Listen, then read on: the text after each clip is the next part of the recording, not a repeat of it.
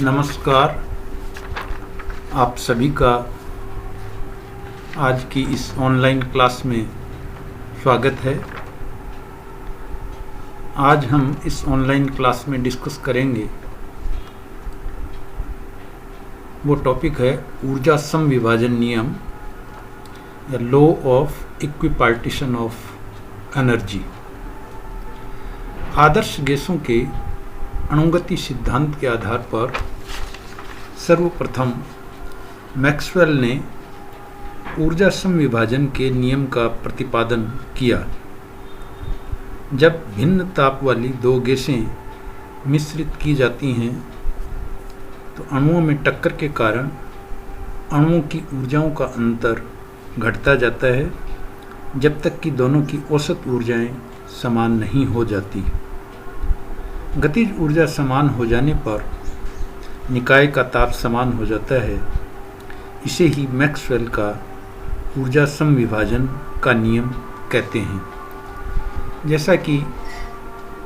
ये जो तीन शब्द हैं ऊर्जा समविभाजन नियम, इसका अभिप्राय जो है वो ये है कि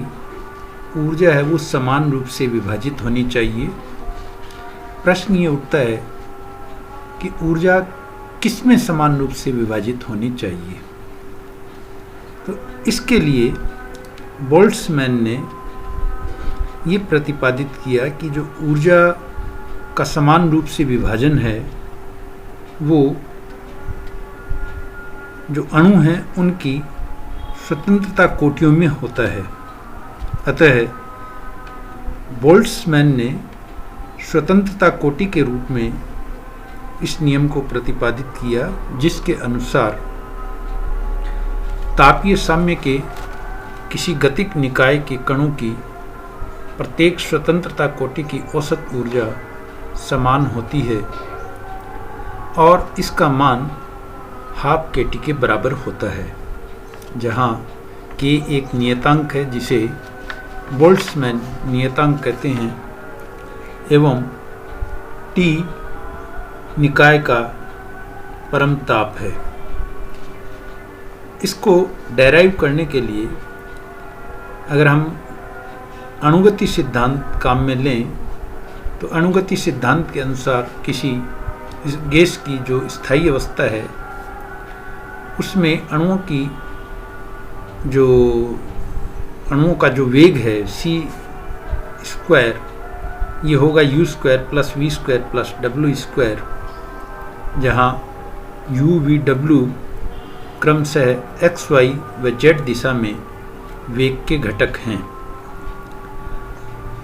और इसलिए हम ये कह सकते हैं कि एवरेज u स्क्वायर बराबर एवरेज v स्क्वायर बराबर एवरेज w स्क्वायर बराबर 1/3 c स्क्वायर बार। ये यहाँ u2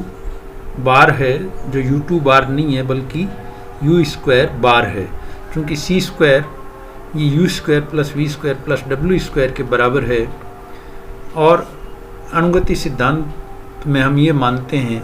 कि जो अणु हैं वो तीनों दिशाओं में लगभग समान संख्या में गति करते हैं। इसलिए एवरेज के आधार पे हम ये कह सकते हैं कि u square bar equals to v square bar equals to omega square bar, और इसका जो मान है वो हो जाएगा 1/3 c स्क्वायर बार के बराबर, जहाँ पर c बार अणुओं का वर्ग मध्य मूल वेग है। किसी एक परमाणु गैस की, जैसा कि आपको मालूम है, 3 स्वतंत्रता कोटियाँ होती हैं, अर्थात वो x, y और z तीनों दिशाओं में गति करने के लिए स्वतंत्र होता है। अतः गैस के किसी अणु की x, y तथा z अक्षों के अनुदिश गति के कारण स्थानांतरीय औसत गतिज ऊर्जाएं अगर ज्ञात करनी हो तो इक्वेशन 1 को हमें 1/2m से मल्टीप्लाई करना होगा, जिससे x, y तथा z अक्षों के अनुदिश गति के कारण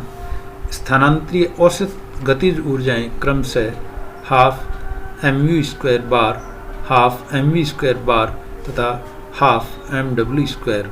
बार होंगी। अतः समीकरण 1 से अगर समीकरण 1 को 1/2m से जैसा कि मैंने आपको बताया मल्टीप्लाई कर दें तो 1/2 mu² bar equals to 1/2 mv² बार बराबर 1/2 mw² बार बराबर 1/3 1/2 mc² बार। और हाफ mc² बार ये अणुगति सिद्धांत के अनुसार किसी एक अणु की औसत गतिज ऊर्जा है, जिसका कि मान अगर निकाय का ताप परम ताप T हो तो इसका मान 3/2 kT के बराबर होता है। इसलिए इस उपरोक्त इक्वेशन में हाफ mc² बार बराबर 3/2 kT सब्सटीट्यूट कर दें तो हमें प्राप्त होता है हाफ mu² बार बराबर हाफ mv² बार बराबर हाफ mw² बार बराबर 1/3 इंटू 3/2 kT। 3 से 3 कैंसिल हो जाएगा, इसलिए हमारे पास जो शेष रहेगा वो होगा हाफ kT। अर्थात तीनों अक्षों क्रमशः x, y तथा z के अनुदिश जो ऊर्जाएं हैं, जो कि क्रमशः हाफ mu² बार, mv² बार और हाफ mw² बार हैं, इन प्रत्येक का जो मान है वो हाफ kT के बराबर होता है। अतः समीकरण 2 में प्रदर्शित तीनों अक्षों के अनुदिश ऊर्जाएं समान होती हैं और इनमें प्रत्येक का जो मान है वो हाफ kT के बराबर होता है, और यही ऊर्जा समविभाजन का नियम है। तो ये जो ऊर्जा समविभाजन का नियम है ये हमने अणुगति सिद्धांत के आधार पर डेराइव किया है, व्युत्पन्न किया है। अगर इस नियम को हमें बोल्ट्जमैन सांख्यिकी के आधार पर डेराइव करना हो तो अब प्रश्न ये उठता है कि इसको बोल्ट्जमैन सांख्यिकी के अनुसार किस प्रकार प्राप्त किया जाए और इस नियम के सीमा बंधन क्या हैं। बोल्ट्जमैन सांख्यिकी के अनुसार हमें जो फेस स्पेस है, निर्देशाकाश है, उसकी परिकल्पना काम में लेनी होती है। और जैसा कि पहले आपको मैंने बताया था, निर्देशाकाश जो है वो अलग अलग कोष्टिकाओं में विभक्त होता है, और जो कोष्टिकाएं, प्रत्येक जो कोष्टिका है वो 6 निर्देशांकों x, y, z, px, py, pz का फलन होती है। और हम किसी एक जो कोऑर्डिनेट है या किन्हीं भी कोऑर्डिनेट्स में जो डिस्ट्रीब्यूशन है, वितरण है, वो प्राप्त कर सकते हैं। और इसके आधार पे हमने जो पूर्व की ऑनलाइन क्लासेस थी उसमें गेस इक्वेशन को भी प्राप्त किया था। मोमेंटम स्पेस में जो वेग निर्देशाकाश है उसमें अणुओं का वितरण कैसे प्राप्त होता है, या जो 3 डायमेंशनल स्पेस है उसमें अणुओं का वितरण किस प्रकार प्राप्त होता है, ये सब पहले ज्ञात किया था। तो यहाँ अगर हम फेस स्पेस की कंसेप्ट काम में लें तो हम ये कह सकते हैं कि चूँकि अणु किसी कोष्टिका में विद्यमान होता है तो उस कोष्टिका, उस अणु की जो ऊर्जा है वो कोष्टिका के उन निर्देशांकों का फलन होती है जिसमें कि वो अणु स्थित है। और अगर हम किसी एक, चूँकि जो ऊर्जा है वो कोष्टिका के 6 निर्देशांकों का फलन होता है, इसलिए अगर हम आर्बिट्रेरीली, स्वेच्छा से किसी एक निर्देशांक के कारण उसकी ऊर्जा है वो किस प्रकार वितरित हो रही है, किस प्रकार उसमें डिस्ट्रीब्यूशन प्राप्त हो रहा है, तो वो हम ज्ञात कर सकते हैं। अतः बोल्ट्जमैन सांख्यिकी के अनुसार कला निर्देशाकाश में एक अणु की ऊर्जा उस कोष्टिका के उन सब निर्देशांकों का फलन होती है जिसमें अणु स्थित होता है। माना z कोई स्वेच्छ निर्देशांक है, आर्बिट्रेरी कोऑर्डिनेट है, और इस निर्देशांक से संबद्ध ऊर्जा एप्सिलॉन z है। यदि कला निर्देशाकाश में डिस्ट्रीब्यूशन या वितरण को हम निर्देशांकों के सतत फलन से निरूपित करें,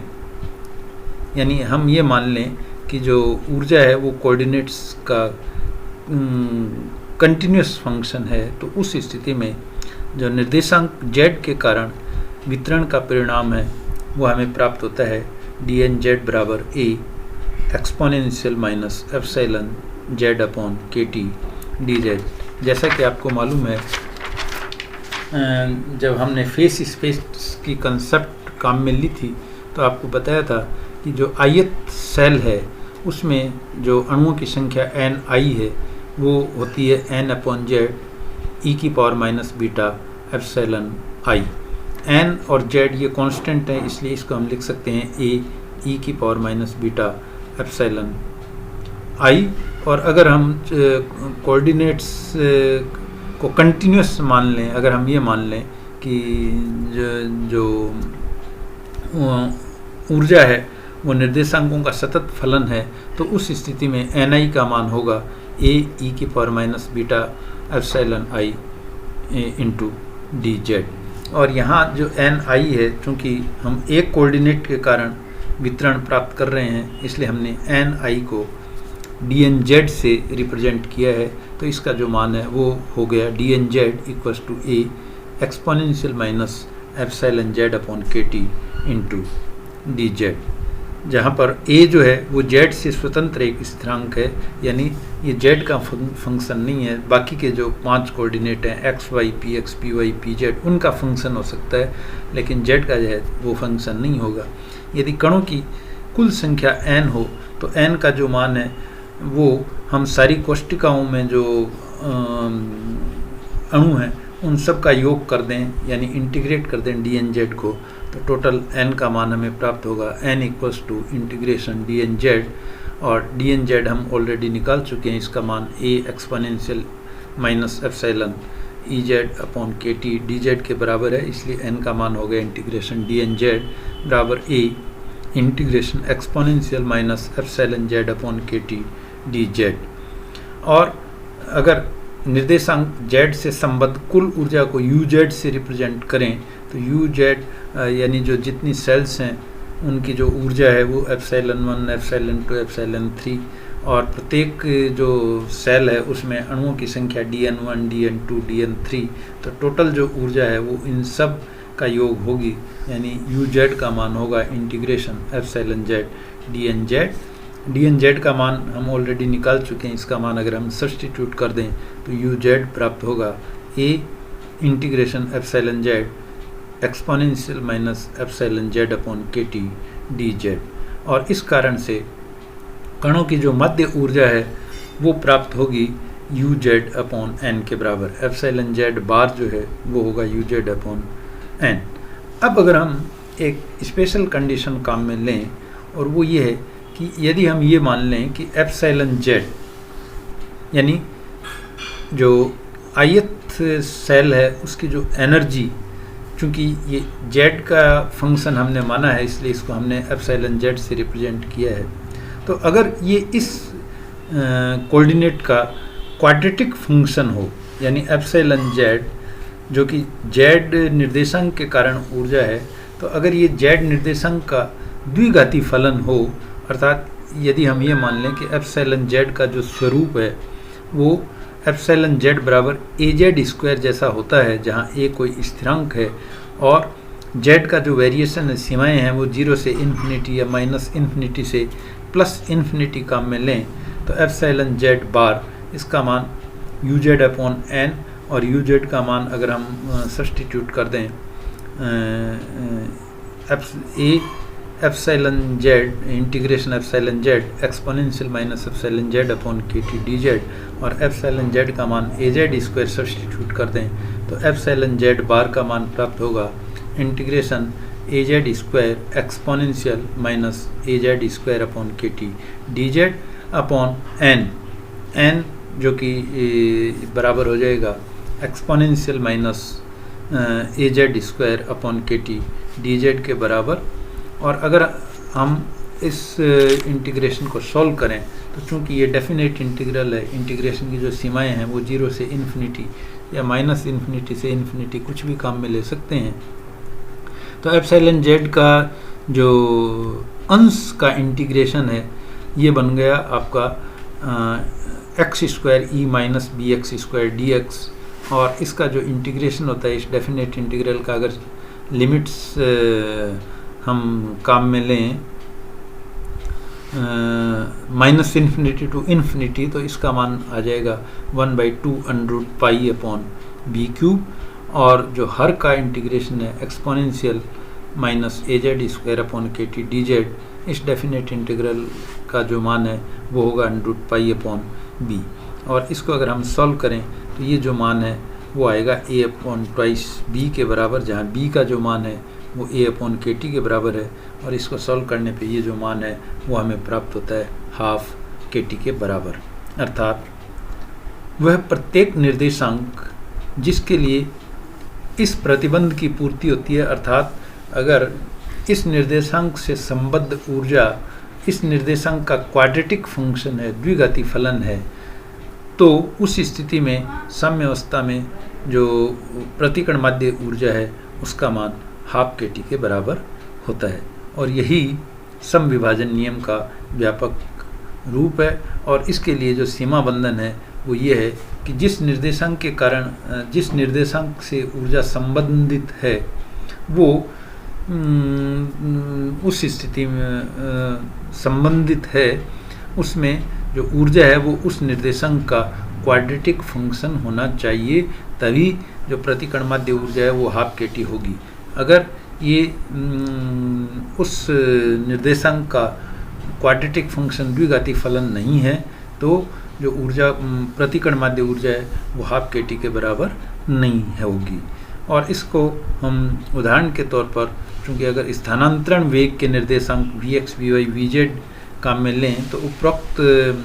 जो प्रतिबंध है उसकी पूर्ति होती है, क्योंकि जैसा कि आपको मालूम है vx, vy, vz जो निर्देशांक है इनसे संबद्ध प्रत्येक निर्देशांक से संबद्ध जो ऊर्जा है वो half M V X square, half M V Y square व half M V Z square होती है। अर्थात V X half M V X square, इसमें वेरिएबल कोऑर्डिनेट वी एक्स हुआ और उसका ये क्वाड्रेटिक फंक्शन हो गया। Half M V Y square में वी वाई जो कोऑर्डिनेट है उसका ये क्वाड्रेटिक फंक्शन हो गया। Half M V Z square में वी जेड का ये क्वाड्रेटिक फंक्शन हो गया। इसलिए और V X, V Y, V Z की जो रेंज है वो हम 0 से इन्फिनिटी या माइनस इन्फिनिटी से इन्फिनिटी काम में ले सकते हैं। अतः प्रत्येक निर्देशांक के कारण जो प्रतिकण माध्य ऊर्जा है वो हाफ के टी होगी। इसी प्रकार सरल आवर्ती दोलित्र में सिंपल हार्मोनिक मोशन है उसमें विस्थापन x के लिए भी इस प्रतिबंध की पूर्ति होती है, क्योंकि विस्थापन x से संबद्ध जो सरल हार्मोनिक ऑसिलेटर है उसकी स्थितिज ऊर्जा हाफ के एक्स स्क्वायर होती है, जहाँ के फोर्स कांस्टेंट है, बल नियतांक है। अतः इस स्थिति में भी प्रतिकण माध्य ऊर्जा है वो हाफ के टी होगी। लेकिन अगर आप गुरुत्वीय क्षेत्र में एक गैस के ऊर्ध्वाधर निर्देशांक z के लिए इसको देखें तो ये क्वाड्रेटिक फंक्शन नहीं है, क्योंकि ऊंचाई के साथ जो पोटेंशियल एनर्जी है उसका मान जैसा कि आपको मालूम है mgh होता है। अगर हम ऊंचाई को z निर्देशांक, ऊर्ध्वाधर निर्देशांक z से रिप्रेजेंट करें तो इस z निर्देशांक से संबद्ध जो स्थितिज ऊर्जा है वो mgz होगी, और ये z का एक रेखिक फलन है, क्वाड्रेटिक फंक्शन नहीं है। अतः मध्य गुरुत्वीय जो स्थितिज ऊर्जा है वो हाफ के टी नहीं होगी। अतः आज की इस ऑनलाइन क्लास में बस इतना ही। धन्यवाद।